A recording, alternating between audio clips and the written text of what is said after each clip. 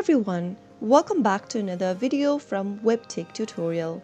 In today's video, I'm gonna guide you through an easy to follow steps on how to log out of all devices on TV2Play account. If you're logging out of your TV2Play account and you'd like to log out from any other devices that you've been logged in with your account, then here is how you can easily do it. First of all, open a web browser and log into your TV2Play account by entering your correct credentials. Once logged in, click on your profile name at the top right hand corner, which will then bring up this expanded menu. Click on My Account from the list and you will be able to see the Log Out from All Devices option at the bottom. Give it a click and click on Log Out in order to log out from all of the devices that you've connected to TV2Play account with. So that's how easily it's done.